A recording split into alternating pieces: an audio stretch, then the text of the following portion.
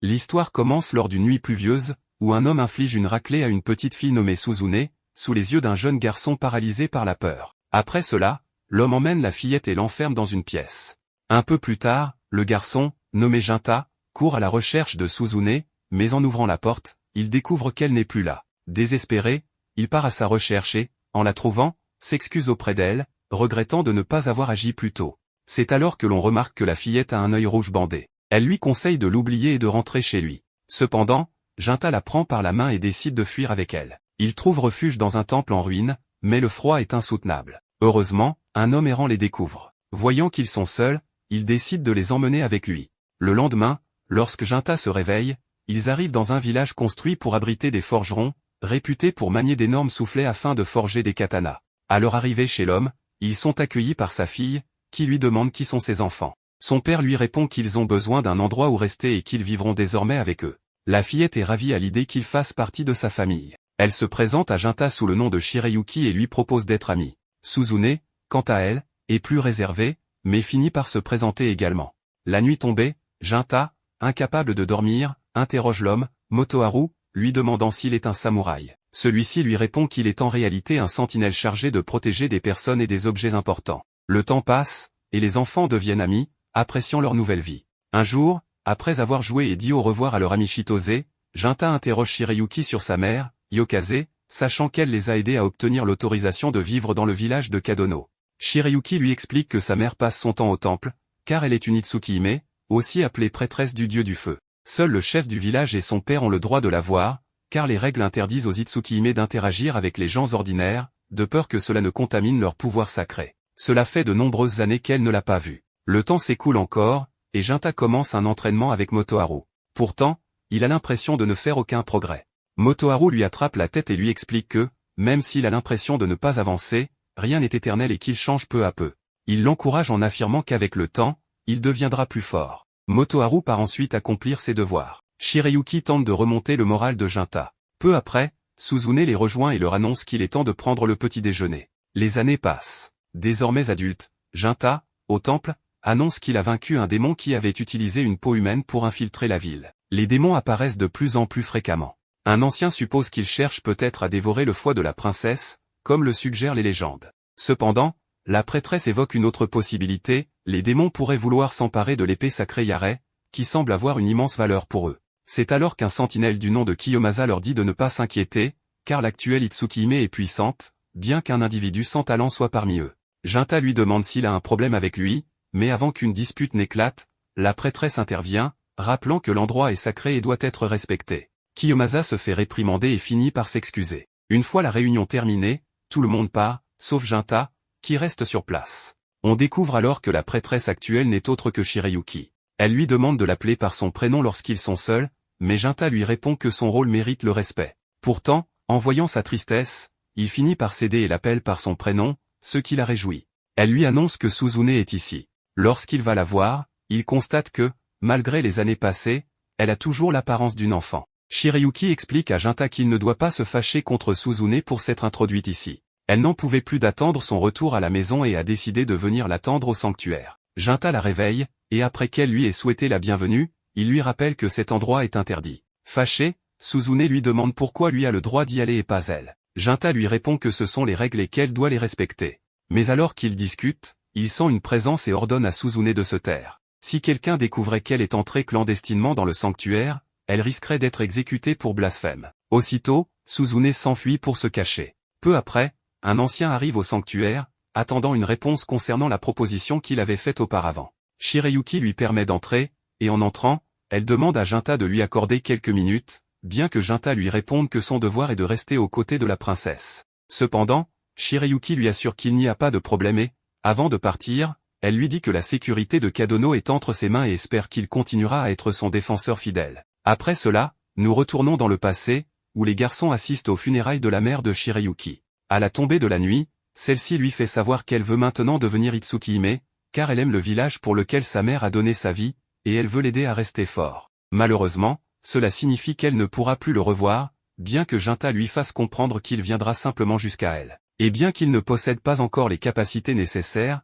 il deviendra plus fort. Suivant les traces de Motoharu, il s'entraînera pour pouvoir vaincre n'importe quel démon et ainsi devenir le sentinelle du village et la revoir. Shirayuki est ému. De retour au présent, lorsque Jinta sort du sanctuaire, nous voyons deux démons ravis, car tout se passe à merveille. Le lendemain, Jinta médite, car on lui a dit qu'on n'aurait pas besoin de lui au sanctuaire avant l'après-midi. Suzune, ravi, saute pour l'enlacer, mais en la voyant, il lui dit que son bandage est desserré. Ils sont très heureux d'avoir enfin trouvé le bonheur. Soudainement, Shirayuki arrive à la maison et leur annonce qu'elle a obtenu l'approbation du chef et peut maintenant se promener, mais seulement pour cette journée. Ils décident de prendre le petit déjeuner tous ensemble, comme dans le bon vieux temps, et les filles en profitent pour taquiner Jinta. À la fin du repas, Suzune lui fait savoir qu'elle est très contente de sortir avec la princesse et que son bonheur est aussi le sien. Jinta lui ébouriffe les cheveux et lui demande de veiller sur la maison. Cependant, une fois qu'ils partent, Suzune passe de la joie à serrer les poings. Pendant ce temps, Shirayuki et Jinta se promènent en ville, où tout le monde est surpris de voir le bizarre accompagné d'une belle femme. En arrivant chez Chitose, Jinta passe sa commande, mais Shirayuki semble triste, car Chitose ne la reconnaît pas. Jinta lui dit que c'est normal, puisqu'elle ne l'a pas vu depuis des années. Ensuite, Chitose lui remet sa commande ainsi que son plat préféré. Bien qu'un peu nerveuse, Jinta avoue à Shirayuki que beaucoup de choses ont changé entre eux, car il ne joue plus le rôle de grand frère, mais celui du sentinelle du village. Tous deux comprennent et espèrent pouvoir faire de leur mieux pour protéger chacun leurs propres devoirs. Au coucher du soleil, alors qu'ils sont près de la rivière, Jinta lui demande si elle est satisfaite, ce à quoi elle répond qu'en réalité, elle voulait juste qu'il puisse parler à cet endroit, car c'est là que tout a commencé pour elle. Elle révèle alors à Jinta qu'elle va se marier avec Kiyomasa, car le chef du village l'a sermonné la veille. Puisque les démons la recherchent, elle devrait avoir un successeur avant de finir comme sa mère. Et comme Kiyomasa est un sentinelle né à Kadono, il deviendra éventuellement le chef du village, ce qui bénéficiera à tous. Jinta est surpris par cette révélation. Shirayuki ajoute qu'elle accepte cette décision en tant que prêtresse, mais qu'en tant que Shirayuki, elle lui avoue qu'elle l'aime. Elle révèle qu'elle était prête à partir et à commencer une nouvelle vie avec lui ailleurs, mais elle savait qu'il ne ferait jamais ce choix. Jinta lui répond qu'elle a raison. Un peu triste, elle lui demande alors s'il n'est pas amoureux d'elle. Jinta répond qu'il a fait le serment de protéger Byakuya, et non Shirayuki. Il a travaillé sans relâche, apprenant à manier l'épée quand il était jeune, parce qu'elle avait courageusement pris le manteau d'Itsukihime et qu'il la respectait pour cela. Alors, s'il décidait maintenant de s'enfuir avec elle, tout son entraînement aurait été vain et une insulte à ce qu'elle représente. Shirayuki comprend, car ils sont très semblables, ils ne peuvent s'empêcher de donner la priorité à la façon dont ils vivent leur vie plutôt qu'à la personne avec qui ils la vivent. Ils doivent donc chacun poursuivre leurs devoirs, même s'ils ne peuvent pas être ensemble. Pendant ce temps, à la maison, Suzune semble anxieuse. Plus tard, au temple, on rapporte que deux démons ont été aperçus rôdant dans la forêt. Kiyomasa restera à Kadono pour protéger le village, tandis que Jinta devra pénétrer dans la forêt pour remplir son devoir de sentinelle. Il accepte sa mission, mais en sortant du temple, il est confronté par Kiyomasa, qui lui demande pourquoi il reste silencieux alors qu'il a appris la nouvelle concernant Byakuya. Il sait que Jinta était aussi amoureux d'elle, mais celui-ci répond qu'il ne pense qu'au bonheur de la princesse et au bien du village. Cependant, Kiyomasa ne comprend pas comment il peut accepter cela aussi facilement, alors qu'il sait qu'il est amoureux de Shirayuki. D'un autre côté, Suzune reçoit la visite d'un des démons, tandis que Jinta est attaqué par l'autre. Il parvient à lui trancher le bras, mais le démon rit, affirmant qu'il savait que ce serait amusant. Il rappelle que leur espèce peut vivre des siècles, alors que les humains ne vivent qu'une fraction de ce temps. Pourquoi s'obstine-t-il donc à manier cette épée, défiant la nature pour accumuler du pouvoir? Le démon lui demande dans quel but il fait tout cela. Jinta lui répond qu'il le fait pour trancher ceux qui menacent les êtres qu'il doit protéger. D'autre part, le démon demande à Suzune si elle sait ce que c'est, et effrayée, elle lui répond que c'est un démon, bien que le démon lui mentionne qu'elle en est également un. Cependant, Suzune refuse, car elle est humaine. À ce moment-là, le démon remarque que Suzune s'accroche à l'amour de son frère, et c'est ce qui la pousse à essayer de devenir humaine. Il remarque que cette personne doit être très loyale envers elle, et Suzune, émue, lui avoue que son frère est tout pour elle. Le démon lui avertit que quelqu'un tente de faire du mal à son frère, ce qui serait une aide précieuse si elle l'accompagnait. Il lui promet qu'il ne lui fera pas de mal. Cependant, Suzune refuse, car même s'il promet de ne pas lui faire de mal, rien ne garantit qu'il ne fera pas de mal à son frère. Le démon pose alors sa main sur son front et lui dit que cela l'aidera à mieux comprendre la situation. La petite voix Shirayuki se donnait à Kiyomasa et, ne pouvant le supporter, elle commence à vomir. Elle lui demande si cela était réel, et le démon lui répond que son pouvoir est la clairvoyance et qu'il peut lui montrer quelques fragments de l'avenir. Et si elle ne le croit pas,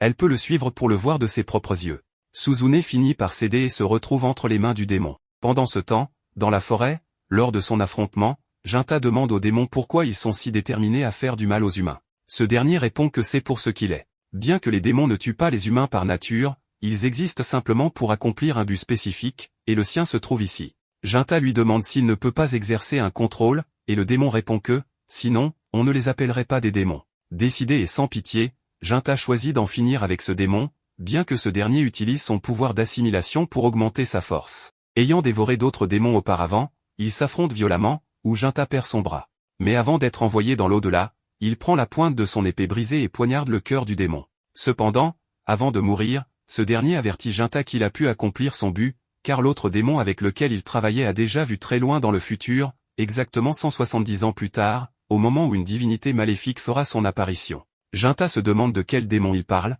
mais se souvient alors de Suzune.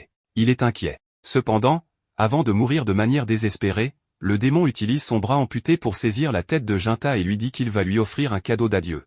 Pendant ce temps, Kiyomasa tente d'approcher Shirayuki, mais elle l'arrête, lui disant qu'il devrait au moins attendre de savoir si Jinta est en sécurité. Il lui répond que c'est le meilleur moment, et si la chance leur sourit, cette nuit suffira. Où veux-tu que je continue à attendre? La décision te revient, dit-il, et à ce moment-là, Shirayuki se souvient de la promesse que lui avait faite Jinta, ce qui lui permet de comprendre qu'elle a également fait un serment pour protéger Kadono. Elle se prépare à offrir une nuit de passion à Kiyomasa, tandis que lui pense que tant elle que Jinta sont fous. Cependant, ils sont interrompus par le démon, qui dit à Suzune que, comme elle peut le voir, ce n'était pas une illusion. Suzune est choquée et lui demande ce qu'elle est en train de faire, tandis que, de son côté, Jinta récupère son bras et remarque que le corps du démon a disparu. Mais maintenant, ce qui est le plus important, c'est d'aller auprès de Suzune.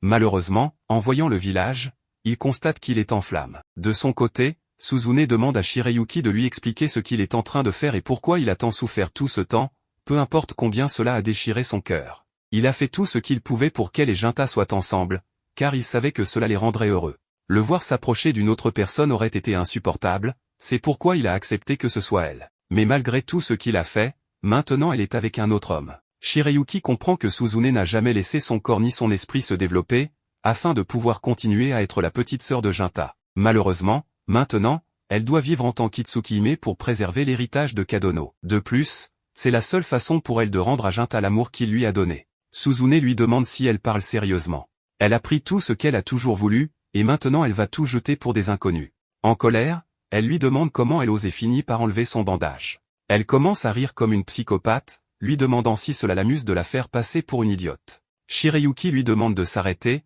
mais Suzune lui ordonne de se taire. Le démon lui dit qu'elle avait raison, la princesse de cet endroit ne vaut pas la peine d'être sauvée. Son cher frère risque sa vie pour elle, tandis qu'elle lui plante un couteau dans le dos. Elle lui demande si cela ne la met pas en colère de voir son frère se blesser à cause de cette vile femme. Shirayuki lui demande de ne pas l'écouter, mais le démon demande à Suzune ce qu'elle pourrait faire pour aider son frère, suggérant que le mieux serait que cette princesse stupide meure. À ce moment-là, des ombres envahissent tout l'endroit, et Suzune devient beaucoup plus grande, lui disant à Shirayuki que maintenant, la meilleure chose qu'elle puisse faire est de mourir. Kiyomasa prend son épée, mais la démoniaque le pousse, lui disant que c'est juste un combat pour les femmes. Elle lance ensuite l'épée à Suzune et lui dit que la princesse mourra sûrement heureuse, sachant qu'elle a été tuée par la même épée que son peuple vénère. Avant de partir, elle prend le corps de Kiyomasa et dit à Suzune de s'amuser pendant qu'elle dégaina son épée pour lui prendre la vie. À ce moment-là, Jinta arrive et Shirayuki court vers lui, mais finit par perdre sa tête entre ses bras. Suzune se réjouit en voyant qu'il va bien, puis commence à jouer avec le cadavre de Shirayuki sous le regard stupéfait de Jinta.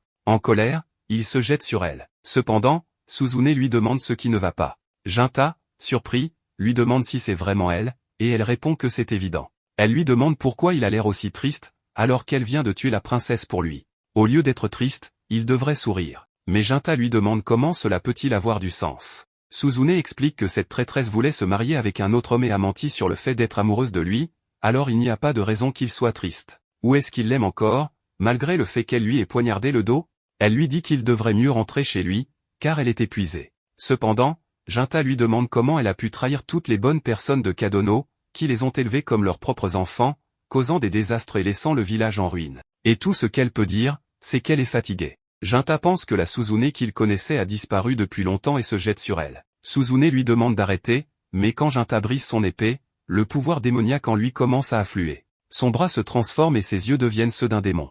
Suzune lui demande d'arrêter, mais il lui ordonne de se taire. La petite, qui n'est plus si petite, est déçue et lui demande s'il va l'abandonner comme tout le monde, parce que si c'est le cas, elle n'a plus besoin de lui et en a assez d'avoir foi en lui. En colère, elle le frappe pour lui dire toutes ses frustrations. Mais Jinta lui ordonne de se taire, ce qui la fait s'arrêter. Frustrée, elle attaque pour le tuer, mais en tentant de retirer son bras de son corps, elle ne parvient pas à le faire. Jinta se prépare à lui infliger un coup fatal. C'est alors que Suzune se souvient que Jinta ne lui avait jamais fait de mal, et même s'il était en colère, il ne lui ferait jamais de mal. Mais cette fois, c'est différent, et il la jette contre le mur. Cependant, en la voyant se relever, il se jette de nouveau sur elle pour en finir. Mais c'est à ce moment-là que la démoniaque intervient et prend l'attaque, demandant à Suzune de quitter les lieux. Suzune part, mais avant de quitter le temple, elle déclare qu'elle déteste désormais tout et commencera à détruire des personnes, des nations et chaque dernière chose qui existe dans ce monde. Elle dit que c'est mieux qu'on se souvienne d'elle, car peu importe le temps qui passe, elle reviendra lui rendre une dernière visite avant la fin. La démoniaque commence à rire, car elle a enfin accompli son objectif et révèle à Jinta que les démons ne pourront pas suivre le rythme de l'évolution rapide des temps. Elle a vu un futur où l'obscurité sera illuminée par la lumière créée par l'homme. Dans ce futur, les démons ne seront plus que des mythes des temps anciens. Mais maintenant qu'elle a accompli son objectif, elle peut mourir heureuse, car elle a assuré un avenir à ses frères. Après la disparition du démon, Jinta prend le corps de Shirayuki et se lamente de ne pas avoir pu la protéger. Le lendemain, les habitants commencent la reconstruction du village. Pendant ce temps, Jinta se souvient de son enfance dans cet endroit. Cependant, en sortant de chez lui et en voyant le chef du village, il lui annonce qu'il va quitter Kadono pour s'entraîner depuis zéro et se préparer à affronter le dieu démon qui déchaînera sa colère sur toute la terre. Il doit terminer cela d'une manière ou d'une autre. Le chef du village lui demande s'il va céder à la haine et tuer sa propre sœur. Il lui demande s'il est sûr de cela, car il doute que ce soit ce que son cœur désire. Il répond que Suzune est sa sœur, mais qu'il a aussi aimé Shirayuki, et il ne peut pas s'empêcher de haïr sa meurtrière. Il est actuellement consumé par une malice qui l'incite à tuer Suzune. Cependant, il admet que s'il est possible, il espère trouver une solution pacifique. Le chef du village lui confesse qu'il pensait que, lorsqu'il serait devenu démon, il ne se soucierait que du massacre. Mais en voyant qu'il restait encore un peu de décence en lui, il finit par remettre Yare à Jinta. Lorsque celui-ci dégaine l'épée, le chef du village lui dit que désormais, il est le propriétaire de Yare, ce qui signifie que selon la tradition, il doit ajouter le kanji de nuit à son nom et qu'à partir de ce moment, il sera connu sous le nom de Jinya. Maintenant que le lignée des Itsukihime est éteinte, cette épée ne ferait qu'accumuler de la poussière dans le sanctuaire, il est donc préférable qu'elle soit entre ses mains. Ensuite, il s'agenouille et lui présente ses excuses, car il était bien conscient de tout l'amour qu'il y avait entre lui et la princesse. Bien qu'il sache aussi que Kiyomasa avait des sentiments pour elle, et bien que l'on disait que cela se faisait pour le bien de Kadono, en réalité, il imposa ce mariage uniquement parce qu'il voulait que son fils soit heureux, et ainsi, toute cette tragédie repose sur ses épaules. Jinta le prend par l'épaule et continue son chemin, non sans rappeler les paroles du vieil homme qui lui avait dit que, puisqu'il avait l'intention de revenir à Kadono dans quelques années, le moins qu'il puisse faire est de construire un temple en son honneur. De son côté, Jinta est arrêté avant de partir par Chitose, qui lui crie qu'à ses yeux, il est la même personne qu'il a toujours été. Jinta, ou plutôt Jinya, lui demande de lui garder un peu de mochi aux algues pour son retour. En commençant son voyage, il comprend pourquoi le démon qu'il a tué se sentait si satisfait lorsqu'il a dit qu'il avait accompli son but. 170 ans passent en un clin d'œil, et maintenant Jinta se retrouve 170 ans dans le futur. Vers les années 1850, Jinta, désormais connu sous le nom de Jinya, s'était forgé une excellente réputation en tant que chasseur de démons. Un jour, il est convoqué par un homme riche pour une mission spéciale. L'homme le présente à son assistant, Zenji, et lui dit qu'il pourra s'adresser à Zenji pour obtenir tous les détails supplémentaires. Puis, il quitte la pièce. Zenji salue Jinya et lui demande ce qu'il sait déjà. L'homme lui a parlé de sa fille adorée, Natsu, et du démon qui rôde récemment autour d'elle. Il veut que Jinya la protège. Mais l'histoire ne s'arrête pas là. En réalité, Jinya va devoir agir comme garde du corps pour Natsu, car depuis ses 13 ans, elle affirme entendre un démon rôder devant sa chambre. La créature répète sans cesse « Rends-moi ma fille ». Natsu est terrifiée à l'idée d'être enlevée. À ce moment-là, Natsu fait irruption dans la pièce, à la recherche de Zenji. Elle aperçoit Jinya assis là et devine qu'il s'agit du garde du corps engagé par son père. Mais lorsqu'il tente de se présenter, elle le coupe net. Elle ne veut rien avoir à faire avec lui et l'accuse d'être un escroc qui prétend être chasseur de démons. Zenji tente de la convaincre que Jinya est bel et bien un authentique chasseur de démons, que son père l'a trouvé après de longues recherches. Mais Natsu refuse d'écouter et ordonne à Zenji de le chasser. Cette nuit-là, Natsu reste éveillée, toujours terrifiée à l'idée que le démon revienne. Zenji s'installe devant sa porte pour la rassurer. Jinya aurait probablement été plus utile, mais comme Natsu l'a renvoyé, Zenji n'a pas d'autre choix que de prendre sa place. Il n'est pas certain de pouvoir affronter un démon, mais il promet de monter la garde jusqu'au matin, juste pour qu'elle puisse dormir. Natsu apprécie le geste, mais elle est déçue que Zenji ne croit pas vraiment à l'existence du démon. Son père non plus d'ailleurs, sinon pourquoi aurait-il engagé un samouraï douteux pour cette tâche? Zenji n'est pas sûr que le père de Natsu croit au démon, mais il est certain d'une chose, il prend tout cela au sérieux. Il tient sincèrement à Natsu, même si elle n'est pas sa fille biologique. C'est alors que Natsu entend de nouveau la voix du démon. Un frisson la traverse. Elle supplie Zenji de faire quelque chose, mais lui aussi est mort de peur. Lorsqu'il aperçoit la créature, il dit à Natsu de rester dans sa chambre pendant qu'il s'en occupe, sans avoir la moindre idée de comment il va la combattre. Juste avant que le démon ne le touche, un bras est brusquement tranché, Jinya vient d'arriver. Il demande au démon de décliner son identité, mais n'obtenant aucune réponse, il le tranche en deux d'un seul coup d'épée. Le démon s'effondre et se dissout en une fumée noire. Zenji et Natsu sont sauvés pour l'instant. Natsu reconnaît Jinya, c'est bien le samouraï qu'elle avait mis à la porte plus tôt. Il se tourne vers elle et lui demande si elle pense toujours qu'il est un imposteur. Natsu lui demande alors si le démon est mort. Mais selon Jinya, ce n'est pas si simple. D'après son expérience, un démon ne meurt vraiment que lorsqu'il se dissipe en une fumée blanche. Or, celui-ci est devenu une fumée noire. Ce qui signifie une chose, il reviendra. Le lendemain matin, Zenji remercie Jinya pour les avoir sauvés. Et puisque le démon va revenir, il lui demande s'il peut rester une nuit de plus. Jinya accepte volontiers, mais il a quelques questions à poser au sujet de Natsu.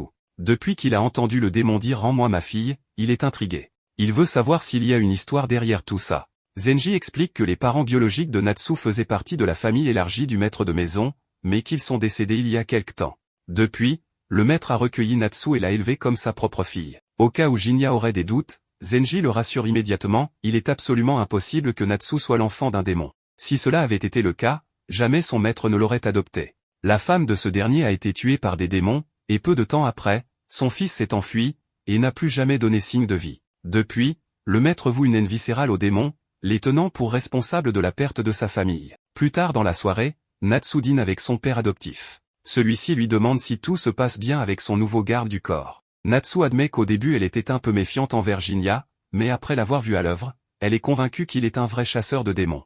Elle lui demande alors pourquoi il a choisi Jinya en particulier. Son père lui explique qu'il y a eu récemment des rumeurs sur des démons rôdant autour de la région. En parallèle, circulait aussi une autre rumeur, celle d'un homme capable de terrasser n'importe quel démon d'un seul coup à condition d'être payé. Le père de Natsu a pris soin de vérifier personnellement ces rumeurs, et il a su tout de suite que Jinya était le meilleur choix pour veiller sur sa fille. Natsu est soulagée. Elle réalise alors que son père a vraiment pris au sérieux ses inquiétudes concernant le démon. Et pour elle, l'amour de son père est ce qui compte le plus. Depuis qu'il l'a adoptée, elle vit heureuse, mais elle reste tourmentée par les rumeurs et les médisances que les gens colportent à son sujet. Cette nuit-là, comme prévu, Zenji et Jinya montent la garde devant la chambre de Natsu. Soudain, celle-ci sort et demande à Jinya de lui dire son nom, car elle ne lui avait pas laissé le temps de se présenter la première fois. Comme son père semble beaucoup estimer cet homme, Natsu a décidé qu'elle allait lui faire confiance aussi. Jinya remarque à quel point elle est attachée à son père adoptif, Juho, mais il trouve cela tout à fait naturel. Il l'a recueillie et lui a offert un foyer, elle lui en est profondément reconnaissante. À ce moment-là, Jinya lui pose une question, il a entendu parler de la disparition du fils de Juho, et il aimerait en savoir plus. Mais dès qu'il évoque le sujet, Natsu crie qu'elle n'en sait rien. Le sujet semble très sensible, alors Jinya décide de ne pas insister pour ne pas la blesser. C'est alors que Natsu lui pose une étrange question, est-il possible qu'un démon et un humain puissent avoir un enfant ensemble? Jinya lui répond que oui. Troublé, Natsu commence à penser qu'elle pourrait vraiment être la fille du démon qui ne cesse de l'attaquer. Mais Jinya la rassure immédiatement, elle n'a aucun lien avec cette créature. Natsu lui demande comment il peut en être aussi sûr. Jinya lui explique alors qu'il connaît personnellement ce démon, il a un passé avec lui, et il sait pertinemment que ce démon ne peut pas être sa mère. Dans ce monde, il existe plusieurs façons pour un démon de naître. Il peut venir de l'union de deux démons, d'un démon et d'un humain, mais parfois, dans de rares cas, un démon peut naître de rien. Ces entités sont issues d'émotions puissantes, surtout négatives. Lorsque ces émotions s'accumulent chez une personne, elles peuvent parfois prendre une forme physique, comme celle d'un démon. Soudain, le démon réapparaît. Natsu panique. Mais Jinya s'avance calmement vers lui et lui demande de décliner son nom. Le démon, visiblement peu intelligent, ne comprend pas ce qu'il dit et se jette sur lui. Jinya le frappe au visage et le plaque au sol. Zenji, affolé, supplie Jinya de tuer le démon sur le champ. Mais Jinya répond que s'il le fait, la créature reviendra encore. Natsu demande pourquoi. Alors Jinya lui révèle la vérité, c'est elle qui a donné naissance à ce démon. Il s'est manifesté en réponse à son sentiment profond, cette idée que, si elle causait suffisamment de remous, son père porterait plus d'attention à elle. Natsu refuse d'abord de croire ce que Jinya lui dit, mais tout semble parfaitement logique. Elle voulait tellement que son père la traite comme sa vraie fille, et soudainement, un monstre est apparu, comme pour exaucer ce souhait. Jinya lui explique que la seule façon de faire disparaître ce démon est de reprendre le contrôle de ses émotions. Mais Natsu est perdue. Comment faire? Jinya lui dit simplement, elle doit accepter ses sentiments et lui demander sincèrement d'éliminer le démon. Elle réfléchit un instant, tout ce qu'elle a toujours voulu, c'est être aimée par Juzu comme sa propre fille. Mais elle avait l'impression qu'il ne l'aimait pas vraiment. C'est pourquoi elle en est venue à croire que si un démon l'attaquait, il ferait peut-être plus attention à elle. Et maintenant, ses émotions négatives ont pris forme sous ses yeux. Ce démon, c'est elle. Zenji intervient, il lui dit de ne pas penser ainsi. Oui, ce démon est né de ses émotions, mais ce n'est pas ça qui compte maintenant. Il sait que Juzu aime Natsu plus que tout au monde. Et elle l'aime tout autant. Ils sont juste nuls pour l'exprimer. Zenji lui promet qu'il sera toujours là pour l'aider à aller mieux. Consolée et motivée, Natsu décide de tourner la page. Elle regarde Jinya et lui dit de tuer le démon une bonne fois pour toutes.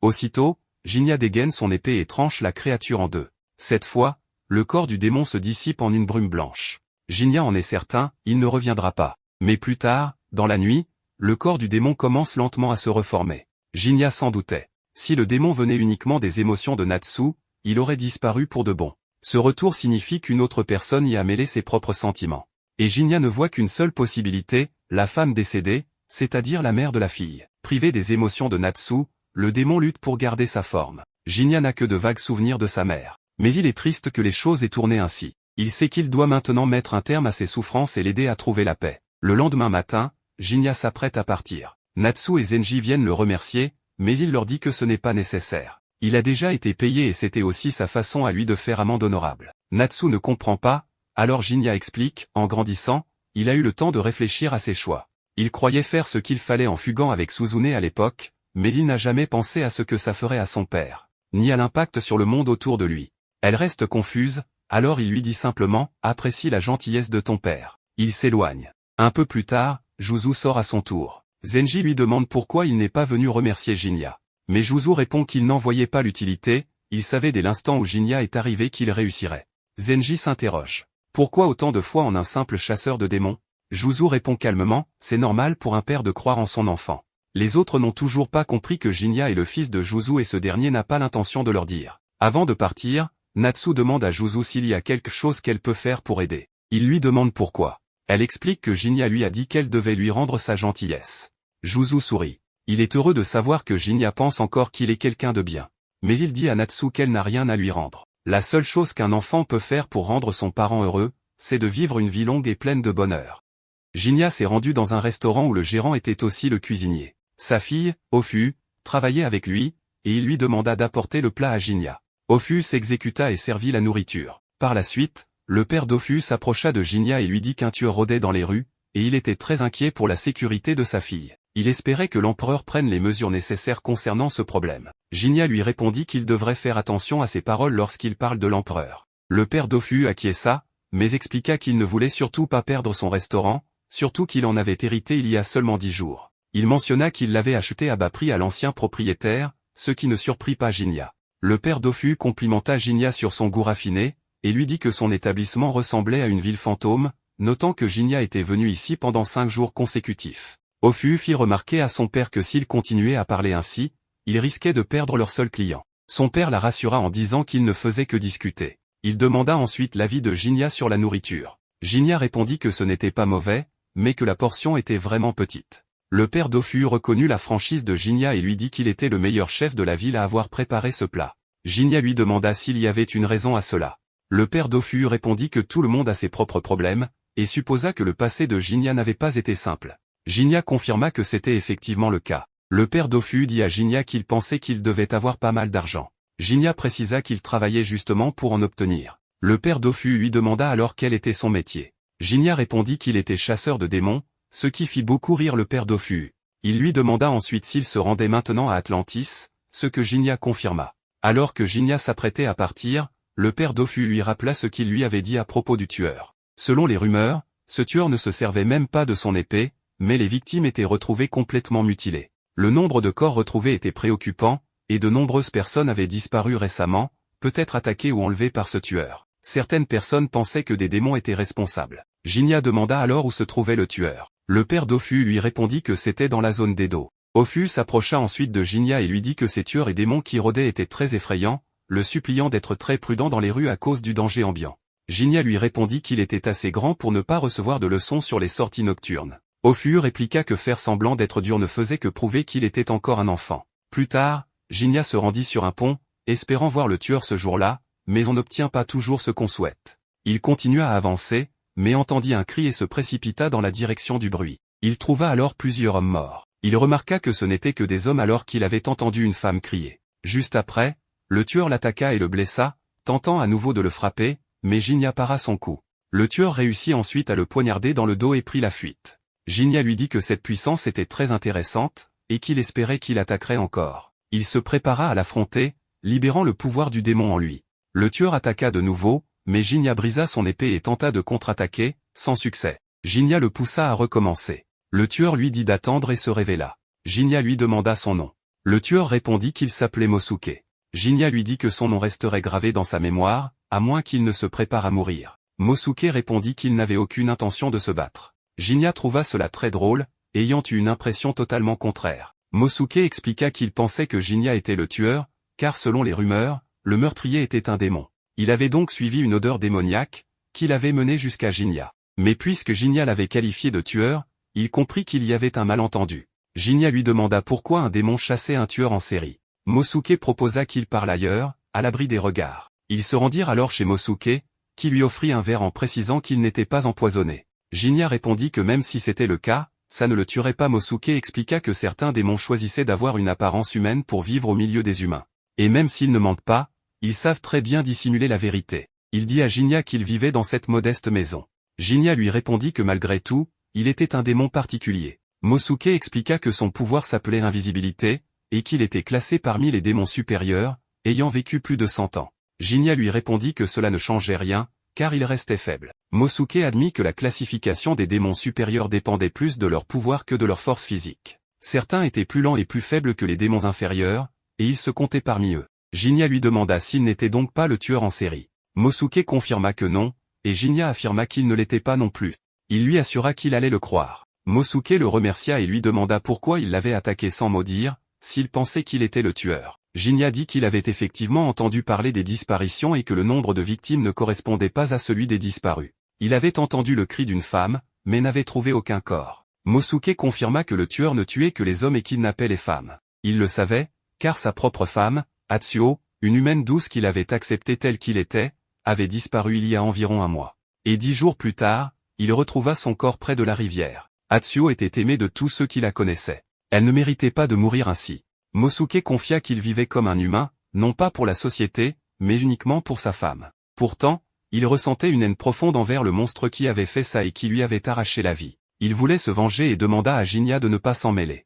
Jinya refusa. Tuer des démons faisait partie de son travail. Mosuke proposa alors qu'ils travaillent ensemble, chacun de leur côté, pour recueillir des informations. Il demanda à Jinya de le laisser mettre fin à cette affaire lui-même. Jinya lui demanda s'il cherchait vraiment la vengeance. Mosuke affirma qu'il n'y avait aucun doute. Jinya lui dit que peu importait que le tueur soit un démon ou un humain, il faudrait assumer le poids d'avoir ôté une vie. Il voulait savoir si Mosuke était prêt à cela. Mosuke répondit que les démons ne mentaient pas, même pas à eux-mêmes. Jinya accepta finalement qu'ils collaborent. Ensemble, ils commencèrent à interroger les villageois. Plus tard, ils se retrouvèrent, et Mosuke déclara que c'était encore une journée fatigante sans résultat. Il ne pouvait pas se reposer, il devait continuer. Jinya approuva. Ils se rendirent ensuite chez Mosuke. Celui-ci se mit à boire. Il demanda à Jinya pourquoi il traquait sa sœur. Ce dernier expliqua que c'était pour l'argent. Il y avait beaucoup de gens qui haïssaient les démons et voulaient les voir disparaître. Il déclara qu'il comptait bien profiter de cet argent pour les tuer. Jinya lui demanda si ça le dérangeait. Mosuke répondit qu'il n'avait pas l'impression que Jinya était du genre à tuer sans raison valable. Et puis, il ne pouvait pas se plaindre tout en profitant des boissons achetées avec cet argent. Il rit et ajouta que c'était l'une des raisons. Mosuke lui demanda quelle était l'autre. Jinya répondit qu'il voulait aussi devenir plus fort. Il s'était donné pour mission d'arrêter un démon en particulier. Mosuke demanda s'il voulait l'arrêter ou le tuer. Jinya expliqua qu'il avait été humain, mais qu'en voyant un démon tuer la femme qu'il aimait, il s'était transformé. Tuer les démons qui menaçaient les humains lui semblait naturel. Mosuke lui fit remarquer qu'il avait quand même laissé ce démon en vie. Jinya pensa à Suzune, lorsqu'elle s'était transformée, et reconnut qu'il ne savait pas encore quoi faire s'il la revoyait. Il avait besoin de beaucoup de force. Il avoua être un lâche. Il demanda à Mosuke ce qu'il ferait après avoir vengé sa femme. Mosuke répondit qu'il ne ferait rien. Il disait avoir vécu en humain parce qu'il détestait la violence.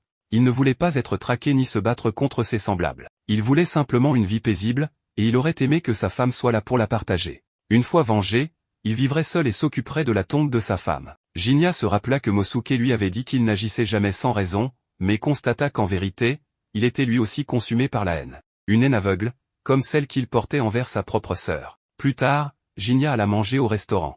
Ofu l'accueillit et lui demanda s'il avait trouvé le tueur. Jinya répondit qu'il n'avait jamais dit qu'il le cherchait. Ofu lui rappela que son travail était de tuer des démons, donc suivre les rumeurs d'un meurtrier en faisait forcément partie. Jinya lui avoua que les choses ne se passaient pas bien. Le père d'Ofu intervint. Il comprenait que ce soit difficile aussi pour Jinya. Gagner sa vie était une vraie galère. Jinya répondit que le restaurant devait avoir des files d'attente rien que grâce à une serveuse comme Ofu. Le père demanda s'il trouvait qu'Ofu avait du charme. Jinya répondit que oui, à 8 sur 10. Le père d'Ofu se réjouit, trouvant que Jinya avait bon goût. Ofu demanda à son père ce qu'était cette histoire. Il répondit qu'il était heureux qu'elle n'ait jamais été dans une relation sérieuse. Ofu admit que c'était vrai, mais demanda à son père de ne pas mettre Jinya dans l'embarras. Il répondit qu'il essayait juste d'aider. Ofu dit qu'elle comptait déménager un jour, mais qu'en attendant, elle voulait rester une fille aimante. Le père accepta. Ofu s'excusa auprès de Jinya. Celui-ci lui dit qu'il n'y avait pas de souci, et que son père était un homme très gentil. Ofu répondit qu'il était sa fierté. Jinya demanda si son père n'était pas comme ça. Ofu baissa les yeux et s'excusa d'avoir posé la question. Jinya expliqua qu'il avait une petite sœur, Suzune, que leur père traitait très mal. Il la frappait et répétait qu'elle ne faisait pas partie de la famille. Alors, il avait pris sa sœur et avait fui la maison. C'était il y a longtemps. Ofu lui demanda s'il détestait son père. Jinya répondit que non. Il comprenait pourquoi il avait agi ainsi, même si les choses n'avaient pas tourné comme il l'espérait. Plus tard, sur un pont, Mosuke demanda à Jinya s'il avait trouvé quelque chose. Jinya répondit que non. Mosuke déclara que c'était encore une recherche inutile. Jinya se mit en marche et Mosuke le suivit. Il rappela qu'il n'y avait pas eu d'enlèvement ou d'attaque récemment, donc aucune nouvelle information. Mosuke s'arrêta et demanda à Jinya de regarder au loin. Jinya reconnut Ofu. Mosuke demanda s'il la connaissait. Jinya dit que c'était la fille du propriétaire du restaurant où il allait. Mosuke jugea que ce n'était pas bon pour elle d'être seule dehors. Jinya annonça qu'il allait la rejoindre et s'approcha. Ofu leva les yeux vers lui et dit que la lune était belle ce soir. Elle lui demanda s'il était seul. Jinya répondit qu'il était avec un ami, mais en se retournant, il ne vit plus Mosuke. Il avait disparu. Mosuke lui fit savoir qu'il ne s'était pas montré à elle. Il conseilla à Jinya de ne pas hésiter à la raccompagner. Il ne voulait pas qu'elle devienne une victime du tueur. Ofu demanda si quelque chose n'allait pas. Jinya répondit que tout allait bien, puis lui demanda pourquoi elle était là. Ofu expliqua qu'elle admirait les fleurs. Elle décrivit leur beauté et leur rareté, disant qu'elles fleurissaient en hiver et étaient parmi les plus belles. Jinya admit qu'il n'avait jamais rien vu d'aussi joli. Ofu lui dit qu'elle les tenait précieusement et les admirait à cause de leur forme magnifique. Elles fleurissaient au printemps. Jinya lui demanda de rentrer chez elle, pour ne pas inquiéter son père. Elle accepta et le remercia.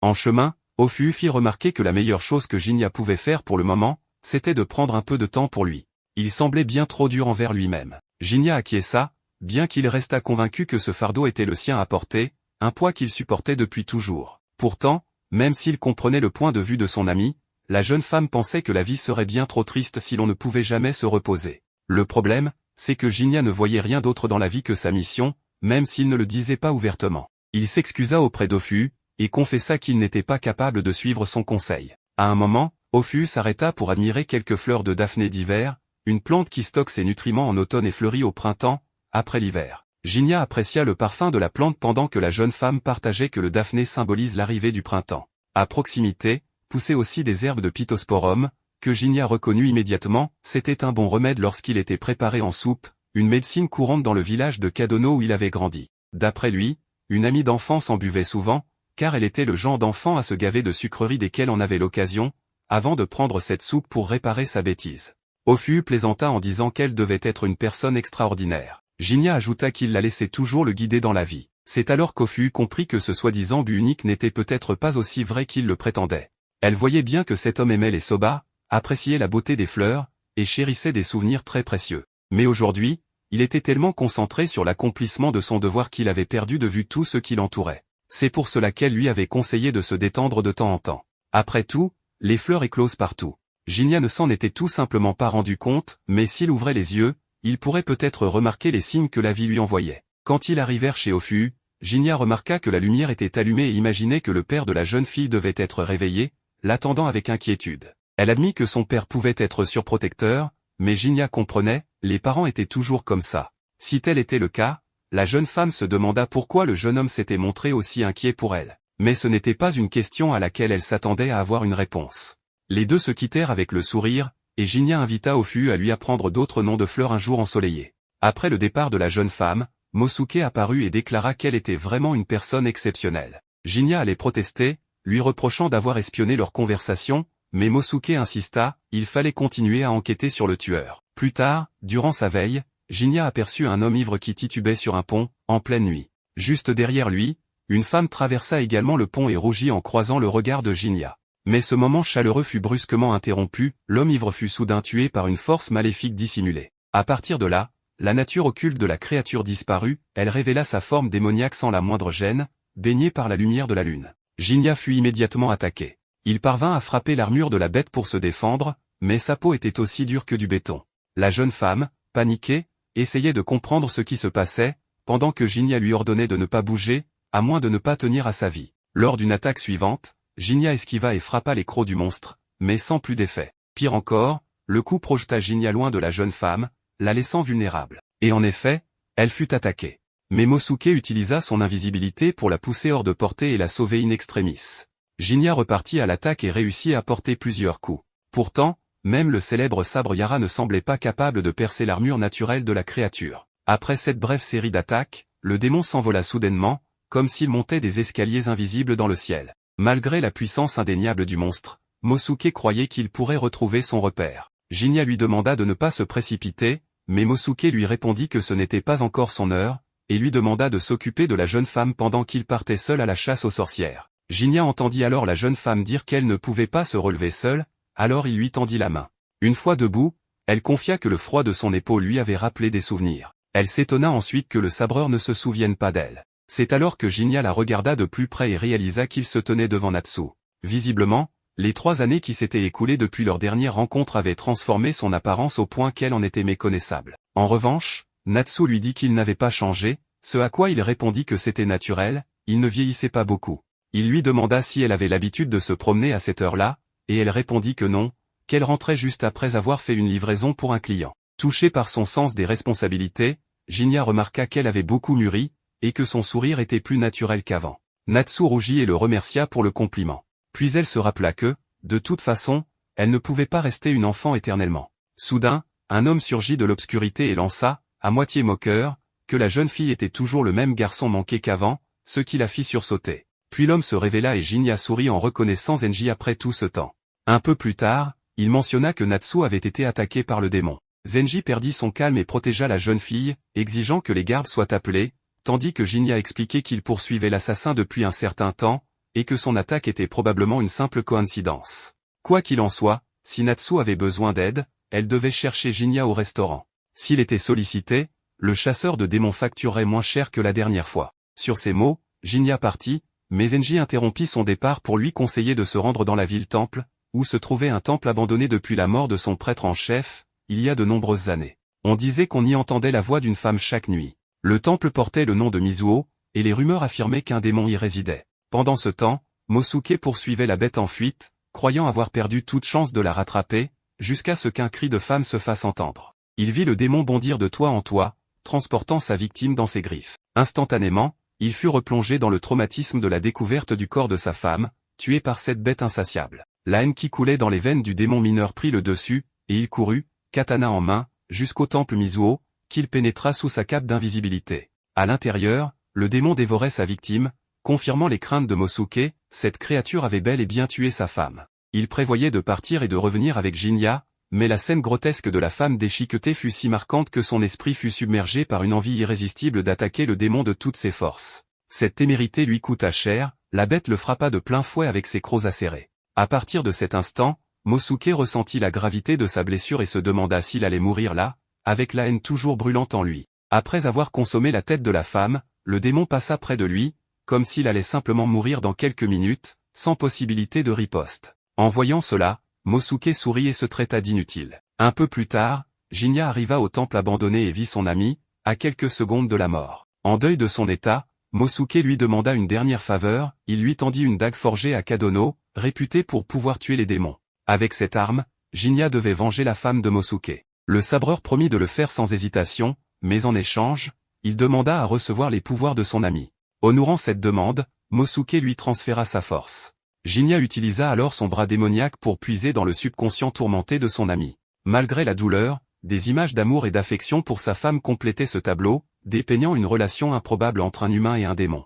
Le jour où elle découvrit la véritable identité de son mari, elle réagit comme si ce n'était rien d'important. Car celui dont elle était tombée amoureuse n'était ni humain ni démon, mais Mosuke. Après avoir vu son ami se dissiper dans l'air comme de la poussière, Jinya scella la promesse avec ces mots, « Ton vœu est gravé dans mon cœur ». Pendant ce temps, le démon réfléchissait à sa condition. Depuis qu'il avait acquis la conscience, le démon se sentait né pour anéantir les hommes de ce monde. Depuis lors, il cherchait à assouvir sa faim, bien qu'il ignorât pourquoi ou pour qui. Quoi qu'il en soit, le démon devait bientôt retourner quelque part, bien qu'il ne sache pas où. Mais parmi tout ce qu'il ignorait, une chose lui était certaine, il ne pouvait pas retourner dans son état actuel. Quelques heures plus tôt, la bête avait capturé une femme nommée Yunagi en ville, et devait finir de se nourrir d'elle, car son corps démoniaque l'exigeait, à chaque instant, il voulait consommer davantage. À en juger par ses vêtements voyants, elle était probablement une courtisane. À un moment donné, cette personne s'appelait Yunagi, mais cela n'avait plus d'importance. Le démon devait retourner là-bas, et vite. La raison de cette urgence lui échappait, mais elle était pressante. À ce moment-là, une voix humaine perça l'air, exprimant son incrédulité face au fait que le démon ait osé revenir à sa cachette. Puis, une silhouette invisible surgit et arracha l'un des bras du monstre d'un coup implacable. Selon Jinya, cette créature n'avait pas seulement l'apparence d'une bête, elle pensait comme une bête. Furieux, le démon tenta de localiser son ennemi par tous les moyens et attaqua son environnement de manière maladroite, manquant de peu de faire s'effondrer le temple. De son côté, esquivant chaque assaut aveugle, Jinya réalisa qu'il n'était pas le seul ennemi de cette bête aujourd'hui. Il laissa alors son bras démoniaque se transformer, et déclara que l'invisibilité mettrait fin à cette créature. En un instant, le démon crut que son adversaire se nourrissait également d'humains. Puis, comme s'il ne s'agissait que d'un jeu d'enfant, Jinya décapita son ennemi, dont la tête, toujours vivante, s'agitait sur le sol comme un poisson hors de l'eau. S'approchant de la tête, Jinya exigea que la vérité soit révélée. Depuis qu'il avait entendu parler de l'affaire, Jinya avait compris que dans cet incident du démon, le nombre de victimes et de disparus ne correspondait pas. Il semblait que le monstre tuait les hommes immédiatement, puis emmenait les femmes dans ce temple pour les dévorer, ce qui expliquait pourquoi les chiffres ne correspondaient pas. Mais quelque chose clochait, la femme de Mosuke avait été retrouvée avec son corps intact. Si le monstre devant lui était bien l'ennemi que Mosuke cherchait depuis toujours, alors pourquoi son épouse avait-elle été retrouvée ainsi? Qui était vraiment ce démon?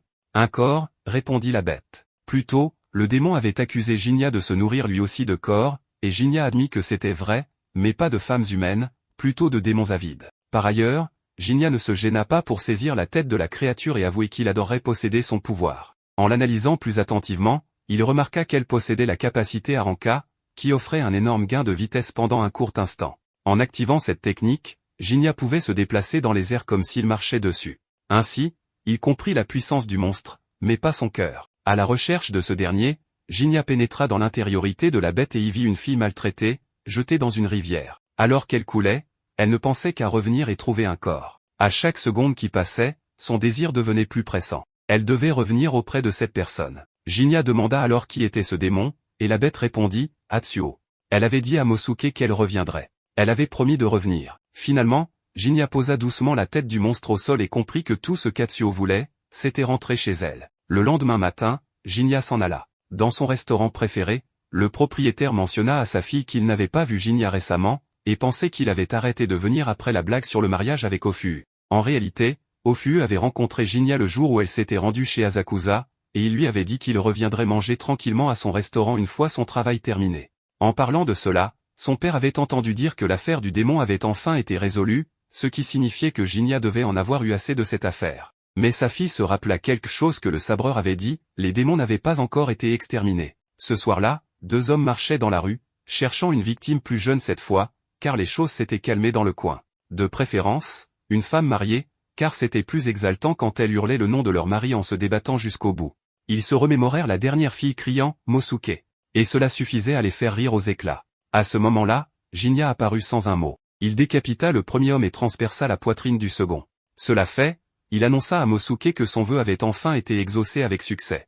Un soir, un homme se dirige vers une boutique de soba lorsqu'il remarque quelqu'un passer. Pour une raison inconnue, cette personne lui rappelle son frère, alors il la fixe pendant quelques secondes. Pendant qu'il est distrait, Natsu le bouscule accidentellement. Dès qu'elle aperçoit les sabres à sa taille, elle comprend qu'elle a fait une erreur. Cet homme est un samouraï, et offenser un samouraï à cette époque est un excellent moyen de finir décapité. Elle commence donc immédiatement à s'excuser pour l'accident. Mais le samouraï lui dit qu'elle n'a pas à s'excuser, car c'est de sa faute à lui, il n'a pas fait attention à ce qui l'entourait. Natsu est surprise, car les samouraïs ne sont pas connus pour être aussi compréhensifs. Le père Dofus sort alors de sa boutique et rassure Natsu en lui expliquant que cet homme, Naotsugu, est un samouraï réputé pour sa gentillesse, et qu'il ne causerait jamais de problème sans raison. Le lendemain matin, l'homme commande un bol de soba et s'installe. Il a l'air préoccupé. Ofu et son père viennent le voir et lui demandent ce qui le tracasse. Ils lui disent que s'il a quelque chose sur le cœur, il peut leur en parler. Naotsugu apprécie le geste et finit par leur confier qu'il est inquiet pour son grand frère.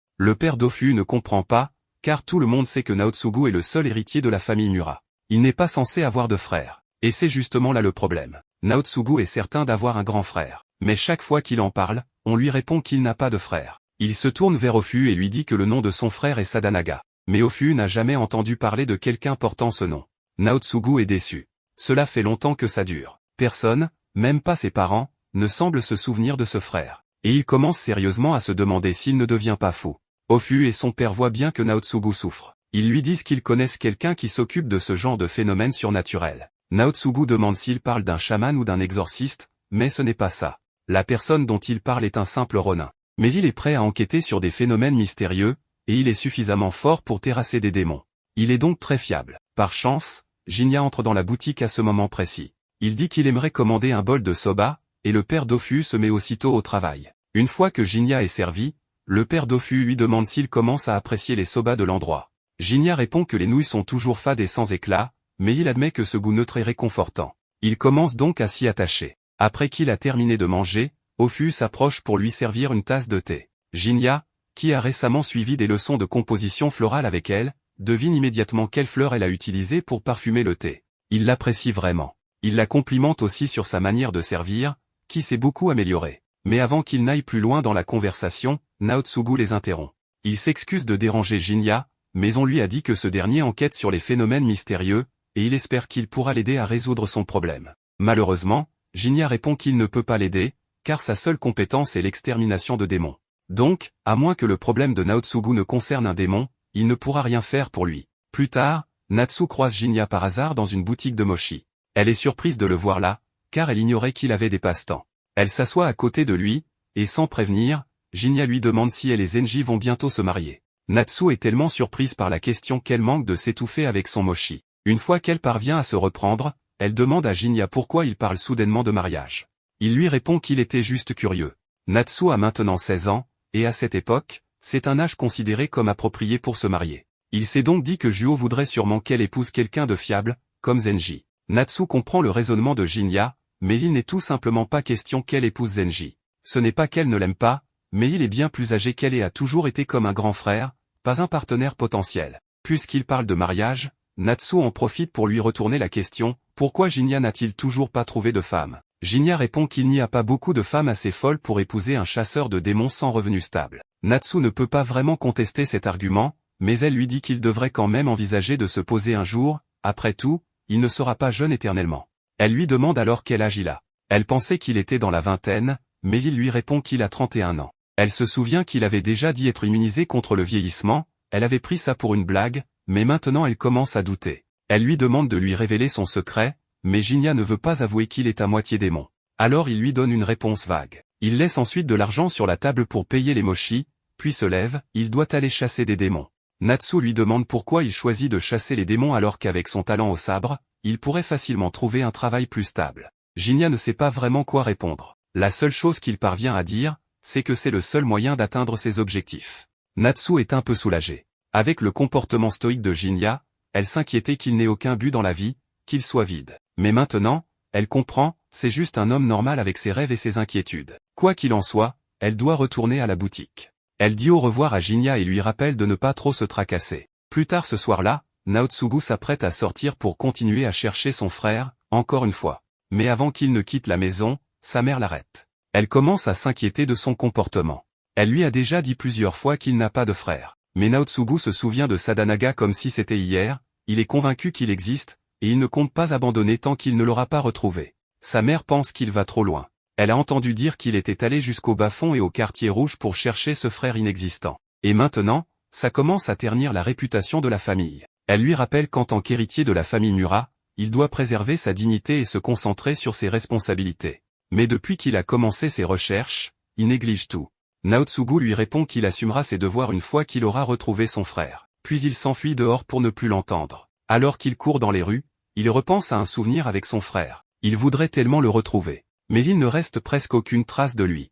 C'est alors que Jinya apparaît derrière lui. Il lui demande s'il cherche encore son frère. Naotsugu le reconnaît, c'est l'homme du restaurant de soba. Et Jinya lui annonce qu'il a finalement décidé d'enquêter sur son problème. Il précise cependant qu'il ne peut rien garantir, il n'est pas sûr de pouvoir retrouver Sadanaga. Mais pour Naotsugu, ce n'est pas grave. Il est déjà soulagé que quelqu'un accepte enfin de l'aider. Avant tout, Jinya a besoin de savoir ce que Sadanaga faisait avant de disparaître. Naotsugu s'apprête à l'inviter chez lui pour discuter, mais il se souvient que sa mère est là. Et elle n'approuverait jamais qu'il embauche quelqu'un pour chercher Sadanaga. Il décide donc de se retrouver ailleurs. Il se retrouve après la fermeture dans la boutique de soba. Mais avant de poursuivre la discussion sur Sadanaga, Naotsugu veut poser une question, il a remarqué que le sabre de Jinya est d'une qualité exceptionnelle. Il lui demande donc s'il vient d'une famille de samouraïs. Mais ce n'est pas le cas. Jinya explique qu'il a vécu autrefois dans un village de montagne réputé pour ses forgerons. Là-bas, il occupait un rôle qui l'obligeait à manier une épée pour chasser les démons. Et c'est ce qu'il continue à faire aujourd'hui.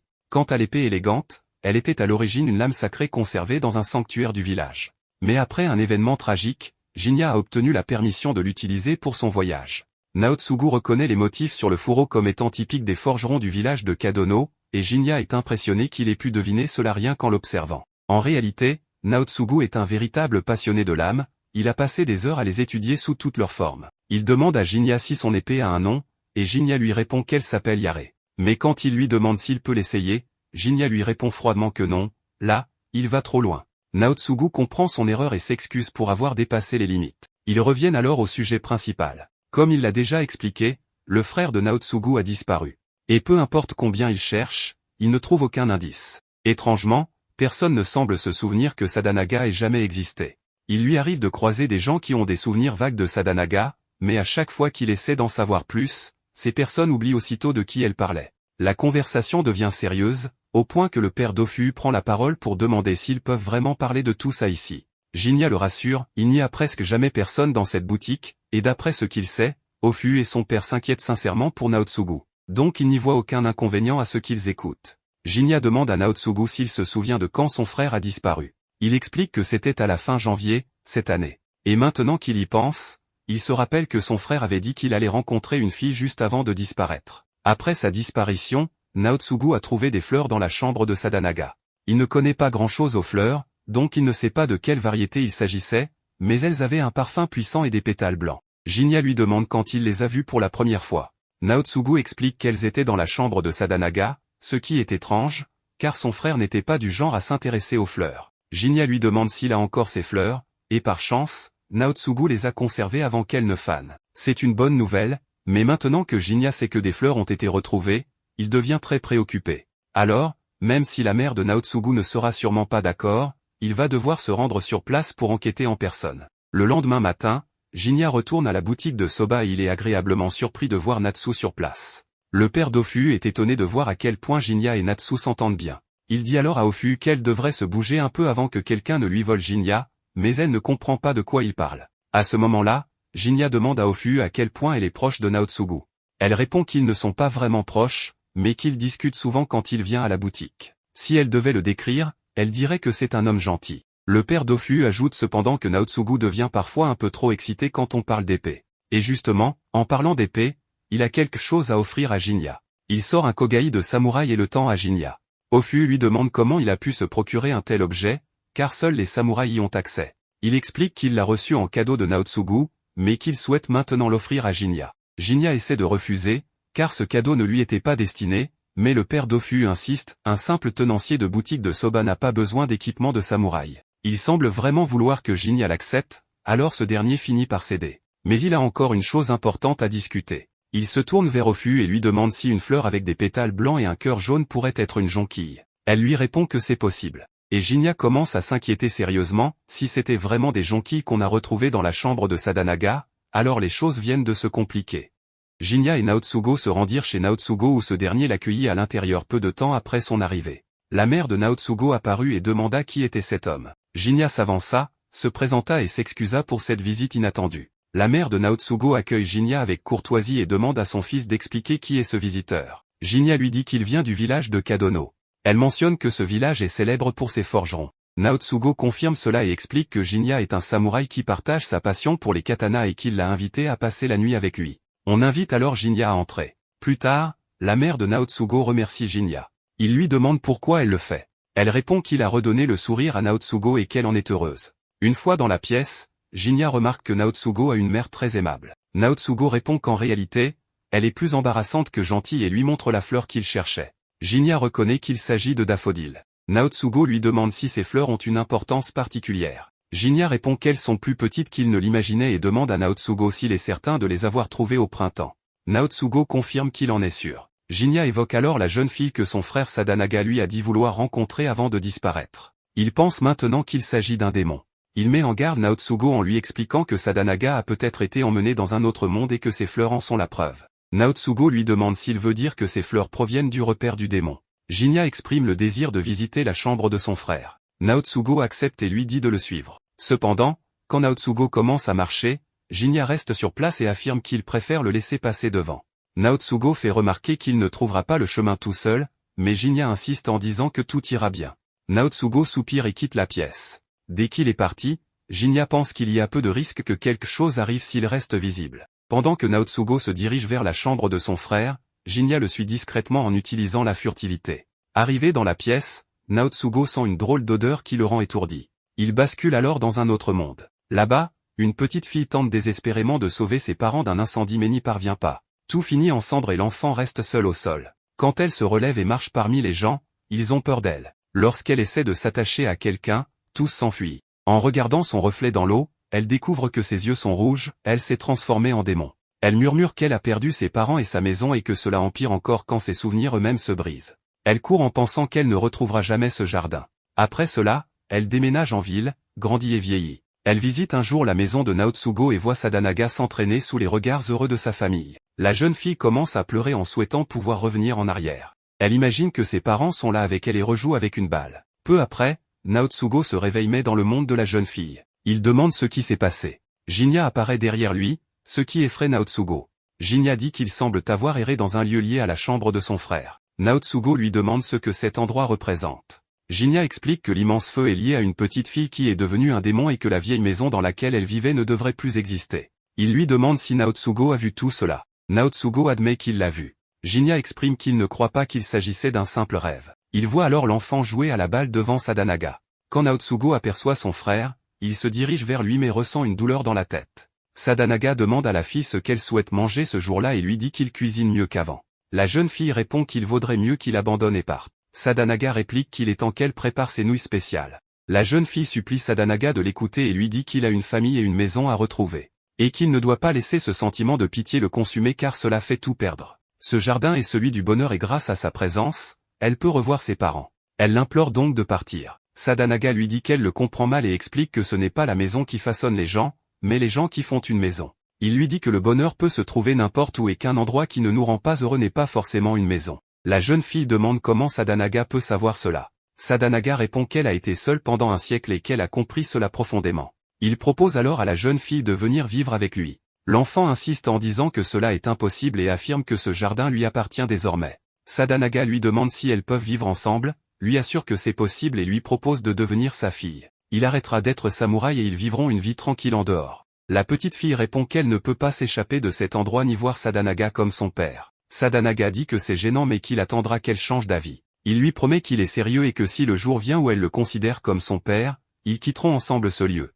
La jeune fille dit qu'elle ne pense pas que ce jour viendra. Sadanaga regrette que ce soit ainsi, comme s'il resterait là pour toujours. Ensuite, Sadanaga disparaît. Naotsugo demande à la jeune fille où son frère est parti. Elle lui dit qu'il n'y a plus personne ici et qu'il ne reste rien. Naotsugo la supplie de ramener son frère. Jinya s'avance et dit à Naotsugo que son frère n'est plus là. Naotsugo lui demande pourquoi il dit cela quand il l'a juste vu. Jinya révèle qu'il a été présent une fois.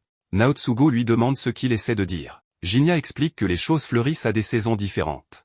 Naotsugo veut savoir ce que cela a à voir avec son frère. Jinya explique que les daffodils qu'il lui a montrés fleurissent tôt en hiver, alors que Sadanaga a disparu au début du printemps et qu'actuellement, on est en automne. Alors, d'où Sadanaga tient-il ces daffodils? Jinya suppose que le repère du démon se trouve en dehors de leur monde. Il pensait que les daffodils poussaient ici toute l'année mais il s'est trompé. Le daffodil est un signe du printemps. Bien quand leur monde ce soit l'automne, des fleurs de printemps y fleurissent, ce qui signifie que le temps avance plus vite dans ce monde. La jeune fille ajoute que le temps passe beaucoup plus rapidement ici que dans la réalité. Naotsugo demande comment le temps peut s'écouler si vite. La jeune fille explique qu'elle possède le pouvoir du rêveur, ce qui lui permet de créer ce jardin heureux à partir du passé, comme un petit monde de souvenirs. Puis les parents de la jeune fille apparaissent brièvement puis disparaissent à nouveau. Elle leur dit que c'est tout et que son pouvoir ne peut retenir personne dans ce monde miniature. Ce n'est qu'un voyage nostalgique embellissant le passé. Naotsugo demande si son frère est mort. La jeune fille répond qu'il n'y a plus personne ici. Plus tard, elle leur dit qu'elle va partir et avoue qu'elle a volé son frère à Naotsugo, mais qu'elle doit le remercier car il lui a apporté le salut. Elle leur dit qu'ils retourneront d'où ils viennent dès leur réveil. Jinya lui demande ce qu'elle compte faire ensuite. Elle répond qu'elle restera à contempler ce qu'elle a perdu depuis tout ce temps. Quant à Sadanaga, il a passé le reste de sa vie à essayer de créer un endroit spécial pour elle. Jinya lui rappelle qu'elle doit tenir la promesse faite à Sadanaga. Juste après, ils reviennent dans leur monde. Naotsugo annonce qu'ils sont de retour et espère comprendre pourquoi son frère a choisi de rester dans le monde du démon. Ils se rendent ensuite au restaurant situé dans un quartier historique, où l'on raconte qu'un grand incendie sombre a eu lieu 2 siècles plus tôt. Naotsugo pense que c'est l'incendie qui a tout pris à la jeune fille. Il précise que c'est seulement une théorie mais note que le terrain sur lequel se trouve aujourd'hui le manoir de Mura était jadis la maison de la famille de la jeune fille. Jinya demande si Naotsugo pense aussi cela. Naotsugo conclut que cela pourrait expliquer pourquoi ce monde partage une connexion avec leur propre monde, un lien traversant le temps. Cela ressemble à une pensée poétique. Jinya s'excuse auprès de Naotsugo de ne pas avoir pu l'aider davantage, mais Naotsugo le rassure en disant que tout va bien. Il exprime sa gratitude et explique que Sadanaga était un homme droit et fidèle à ses principes, même s'il ne comprend pas pourquoi il a rejeté leur famille. Mais il sait qu'il est resté fidèle à son cœur jusqu'au bout. Il remarque ensuite que l'heure est tardive et qu'il doit aller terminer ses devoirs. Il prend congé. Ofu le retient en lui rappelant que son frère était une personne remarquable, même si personne ne s'en souvient, cela ne change pas le fait qu'il ait risqué sa vie pour sauver une fille en détresse. Cela fait pleurer Naotsugo. Il admet qu'il est fier de lui, puis part. Plus tard, Ofu exprime sa gratitude envers Jinya pour l'aide apportée à Naotsugo. Son père ajoute également ses remerciements et demande à Jinya pourquoi il semble triste. Il explique que le démon appelle Sadanaga par le nom de Yoma alors qu'il le connaît sous le nom de Sadanaga, ce qui semble étrange puisque les noms paraissent différents. Le père d'Ofu dit que le vrai nom de Sadanaga pourrait être Yoma. Jinya répond qu'à sa connaissance, seul son maître ou sa famille connaît le véritable nom d'un samouraï. Le père d'Ofu rit et dit que même sa famille ne le sait peut-être pas. Le fait que la jeune fille l'appelle Yoma prouve qu'il la considère comme sa famille. Jinya dit que cela lui rappelle quelque chose. La mère de Naotsugo réprimandait souvent son fils à cause de son obsession pour les épées. Jinya demande au père d'Ofu de répéter une phrase précise. Le père répond qu'il a entendu dire que la mère demandait souvent à son fils d'arrêter, et qu'elle disait quelque chose de particulier, mais il ne se souvient que vaguement. Il ajoute qu'il a aussi rencontré cette femme. Elle était aimante et respectable. Elle traitait même un ronin comme lui avec respect. Elle faisait attention à ce qu'elle disait devant les autres. Jinya leur dit aussi que le démon a déclaré que Sadanaga n'était plus là. Il explique que les démons ne mentent pas, mais qu'ils cachent parfois la vérité. Il pense que c'est ce qui s'est passé. Il raconte que Sadanaga a vécu plus de 20 ans avec la jeune fille dans un autre monde, avant de décider de partir. Il était devenu vieux, alors qu'un seul mois s'était écoulé dans le monde réel. Il ne pouvait pas revenir chez lui comme un vieillard. Il est donc allé en ville, a acheté une vieille maison à bon prix et a ouvert un restaurant de nouilles soba à Edeto. Jinya dit qu'il faut le corriger s'il se trompe. Le père d'Ofu répond que le temps passait plus vite dans le monde du démon, et que Sadanaga aurait pu mourir de vieillesse. Jinya dit qu'il ne pense pas qu'il soit mort. Le père d'Ofu lui demande d'où vient cette certitude. Jinya répond que la jeune fille souriait. Il pense que Sadanaga est toujours vivant, car la fille a trouvé un nouveau père, et ce père, c'est lui, Sadanaga. Le père d'Ofu trouve cela injuste et lui demande quand il a compris. Jinya répond qu'il l'a su à la fin de toute cette histoire. Il dit que plusieurs indices étaient présents, pas seulement liés au nom, mais aussi à d'autres éléments. Il explique que c'est étrange qu'un vendeur de nouilles possède des outils de samouraï, mais qu'on les lui avait donnés quand il était encore Sadanaga. Le père d'Ofu confirme. Il ajoute que Naotsugo était souvent agacé quand il se grattait la tête en public, et qu'il lui avait offert un bâtonnet pour arranger ses cheveux. Jinya demande s'il a déjà dit à Naotsugo qu'il était son frère. Le père d'Ofu répond qu'il pensait que son frère serait heureux de savoir qu'il était en vie. Il dit qu'il a choisi de rester auprès de celle qui avait le plus besoin de protection. Ce jour-là, il a perdu son identité de membre de la famille Mura. Il ne pouvait plus se considérer comme le frère de Naotsugo. Il ajoute que Naotsugo n'est plus un enfant et qu'il sait qu'il se débrouillera seul. Il demande à Jinya de garder le bâtonnet comme cadeau, car il n'en a plus besoin. Jinya lui dit qu'il est très têtu. Sadanaga rit et s'excuse. Il dit que les autres ne comprennent pas sa logique. Il demande à Jinya ce qu'il en pense. Il lui demande s'il sait pourquoi il a décidé de devenir le père de cette fille. Jinya répond qu'il n'y avait aucune raison au début. Sadanaga rit encore. Il dit que c'est vrai. Il ne supportait pas de voir cette fille souffrir et être seule. Il a décidé de rester avec elle. Il pense que quand une personne choisit un chemin, elle doit le suivre, même si les autres ne comprennent pas. Il ajoute que chacun pense à sa façon, et qu'il est inutile d'expliquer ses raisons aux autres. Jinya approuve. Il dit que nos raisons nous appartiennent, et qu'elles ne sont pas faites pour être comprises par tous. Sadanaga répond qu'il savait que Jinya comprendrait. Il lui dit qu'il a la sagesse des anciens, presque comme un démon. Jinya est surpris. Sadanaga poursuit. Il dit qu'il a vécu plus de 20 ans avec un démon et qu'il a appris ce que c'était que de vivre entouré d'eux. Jinya demande comment va la jeune fille. Sadanaga dit qu'elle est là, avec eux, et il regarde Ofu. Jinya comprend alors pourquoi ils ont pu entrer facilement dans son monde. Ofu lui demande s'il ne se souvient pas de ce qu'elle lui avait dit, qu'il est encore un enfant. Jinya répond qu'il l'est sûrement encore à ses yeux, puisqu'Ofu a vécu plus de 200 ans. Ofu lui demande ce qu'il compte faire maintenant. Elle lui rappelle qu'il a dit que son travail était de tuer les démons. Jinya répond qu'il veut un bol de kakisoba. Ofu demande à son père d'en préparer un. Sadanaga s'exécute aussitôt. Pendant ce temps, Ofu verse du thé à Jinya en souriant. Jinya lui demande pourquoi elle sourit. Ofu répond qu'elle est très heureuse et que cela se voit. Elle ajoute qu'elle sait que la vie de Jinya a plus de sens que sa mission. Puis elle lui sert le bol de soba. Jinya repense au passé. Il dit que le temps passe sans pitié, et que même les choses les plus précieuses nous échappent. Ce que l'on perd reste perdu pour toujours. Puis il revient au présent. Juzu et Jinya sont assis ensemble. Juzu propose un verre à Jinya et lui dit qu'il peut boire autant qu'il veut. Ensuite, Juzu mentionne qu'il a un travail pour Jinya. Il explique que le propriétaire d'une boutique d'art dans le quartier de Tanmacho est venu le voir avec un problème concernant un tableau qu'il a acheté. Juzu montre le tableau à Jinya et dit qu'il pourrait être maudit ou avoir quelque chose de maléfique. Le tableau s'appelle Lukyo de Kudanzaka. Jinya devine qu'il y a des histoires étranges à propos du tableau. Juzu confirme. L'artiste qui l'a créé est très malade et cloué au lit, croyant que des démons le punissent pour avoir vendu le tableau.